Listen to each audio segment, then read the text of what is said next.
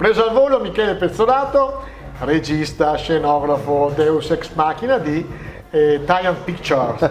Sì. Che cos'è? Casa di produzione che ha inventato Nutriamen. Sì, casa di produzione nostrana. Molto nostrana. Innanzitutto complimenti, è il quarto film della saga. Il quarto film della saga. Hai già al tuo attivo 10 film. Cosa ci dobbiamo aspettare da questo film? Beh, diciamo niente di più, niente di meno per quel che riguarda Nutri, nel senso che confermiamo sempre la stessa squadra, che è squadra che vince non si cambia, come si dice, no?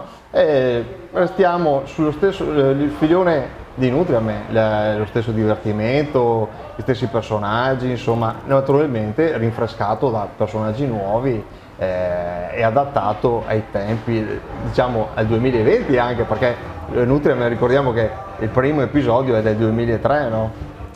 Infatti questo riprende perfettamente dal tempo che è passato, nel senso ha un filone temporale attuale. Tra l'altro c'è il figlio di Nutriamen, infatti avrà a che fare con suo figlio adolescente, con tutte le problematiche, specialmente noi sappiamo, noi padri, noi che abbiamo figli, sappiamo, insomma.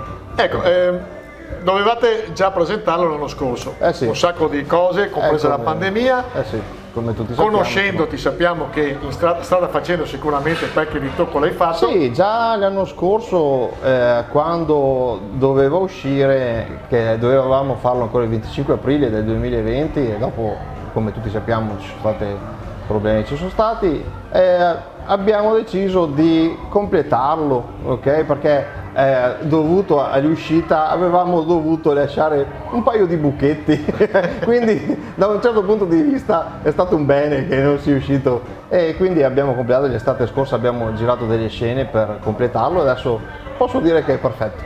Conoscendoti sì. E conoscendo anche tutti i tuoi collaboratori, sì. Metti via tutto, non farci più nessun, perché sì. Se no sicuramente tu ci metti un'altra pezza, un altro lavoro. Ieri sera, come ti dicevo prima, l'ho modificato a 10 secondi, però insomma.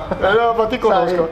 Okay. Ultima cosa, quindi finalmente dovevate presentarlo all'Eden, il cinema sappiamo le difficoltà che hanno avuto, quando è che sarà poi la prima? Allora, prima finalmente sarà il 2 luglio a Rosolina Mare, all'esterno del centro congressi.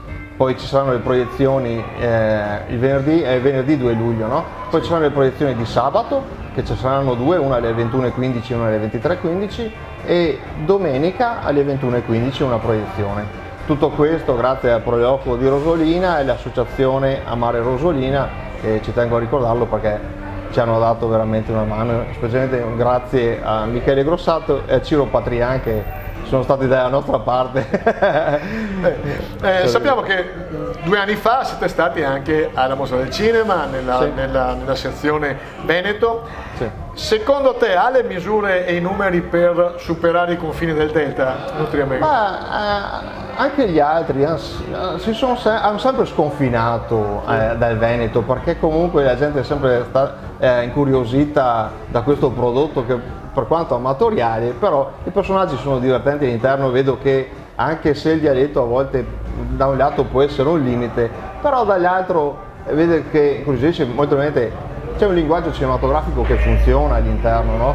E poi tanti veneti che si sono spostati nelle regioni limitrofe, insomma, riscoprono il territorio, gradiscono. Abbiamo avuto, specialmente con l'avvento di internet e dei social, c'è stata un'esplosione di risposta da questo punto di vista. Insomma. Ecco, io ti ho fatto già i complimenti tempo fa dicendoti che la qualità del prodotto, dal punto di vista anche di regia, non ha niente da invidiare a vari film che si vedono, sì. Sai che non lo sto dicendo per piaceria, però è vero, c'è la qualità è straordinaria, e poi sei riuscito anche a coinvolgere non solo i tuoi attori di riferimento, ma anche tanti amatori, tanti appassionati di cinematografia. Infatti proprio su questo punto, allora, già le riprese di base le facciamo tutte io e Matteo Barbon, che sono qui di Italia di Po, però per dirti, nella battaglia finale, sai dove sei venuto anche tu a vedere, hanno partecipato un sacco di persone, lì c'è stata una risposta di pubblico,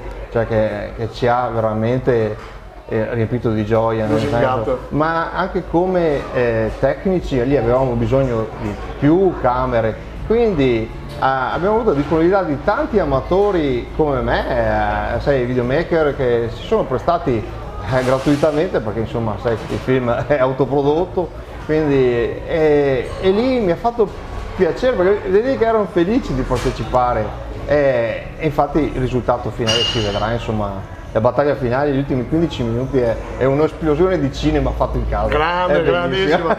Noi vediamo l'ora di vederlo. Sì. E ti prendo adesso per la gola perché voglio essere presente la prima, quindi preparati. Certo. No, tu non puoi mancare. Vabbè, tu non puoi mancare. E che dire, domanda da $1.000.000, prossimo film? Aspetta, ti anticipo. Non dirmi... Questo qua è l'ultimo, perché ogni volta me lo dici. Ma magari un portafortuna, questo è l'ultimo.